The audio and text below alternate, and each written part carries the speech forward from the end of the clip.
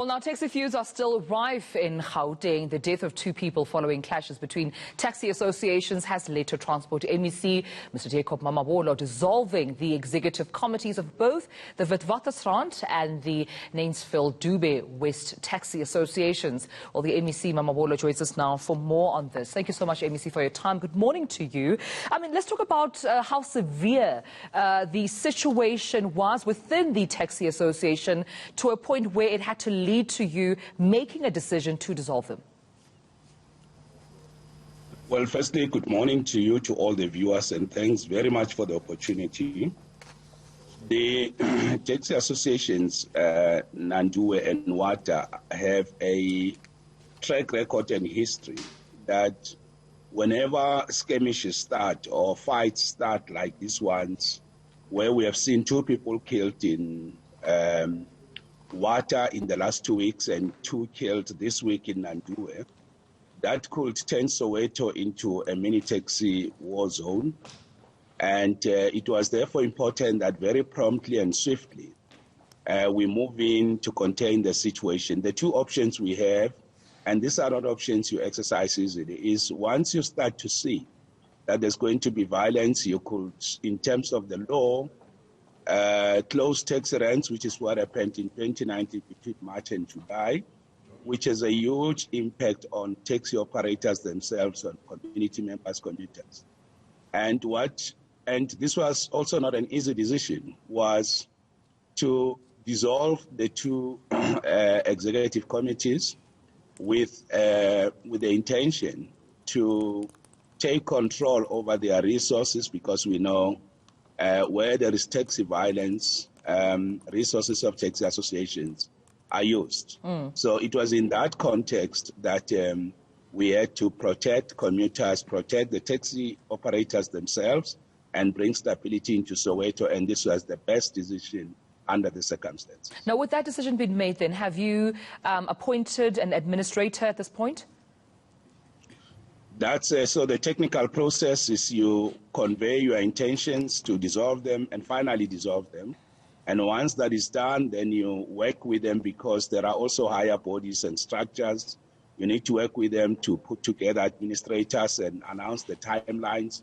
So today we are finalizing that. We will announce in both associations who are the two administrators that we will put in place. So that process has been finalized. Right. And still on the technical process then, MEC, while you're still finalizing, that process of rather appointing an administrator, do you at least have a timeline in terms of when a new leadership then will be appointed? So the way the administration process works is that we give it 3 months to check and assess if we get instability, we're solving the big problems that are outstanding, and we're comfortable that a new leadership will emerge. So 3 months assess. If it requires an extension, we can do that, but 3 months is reasonable to bring, comfort that you could put a new leadership in place. So we will give them 3 months, and then we'll take it from there. Remember, this method of placing associations under administration, it's a new one. And we have applied it in Mamelodi with Mata, where 25 people died over 3 years. And so this mechanism is still new, but I think 3 months is fair.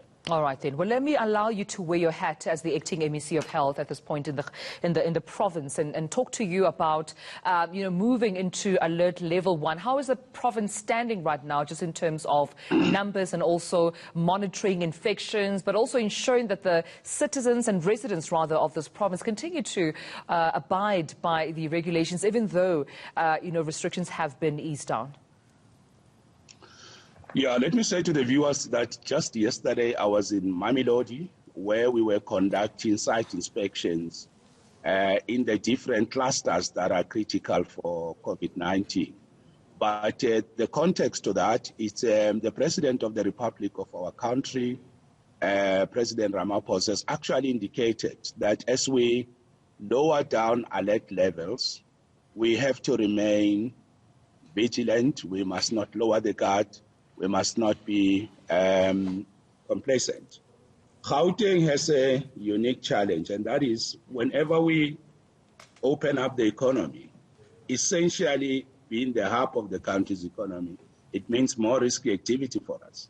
So what we are doing is to try to make sure, like we did when we moved from alert level 3 to 2, we managed this very well in the sense that we didn't see an increase or new surge coming with a move to a new alert level. The difficulty we may have is, will we master the transition from alert level 2 to 1 in the same way we did 2 to 3, making sure that we maintain a positive relationship between lowering alert levels and maintaining lower numbers. Right. That is the complex task that we have in Gauteng, and we are going to be working very hard, going to the malls, taxi ranks, public transport, in communities to ensure families keep up to the basic protocols. So the solution here is a non-medical solution, and that is to intensify our prevention program and to make sure people keep to the protocols of COVID-19. And just before I let you go, MEC, due to time, I have to slot in this question and get your comment. I mean, reports are coming in that you haven't been satisfied with how the department has been handling some contracts, which I understand have been, delaying for over 4 years, but also at the same time only being renewed on a month-to-month basis. You've actually also called on for these contracts to be resolved and settled quite, soon. How far are you with that in terms of the department implementing that order or the instruction?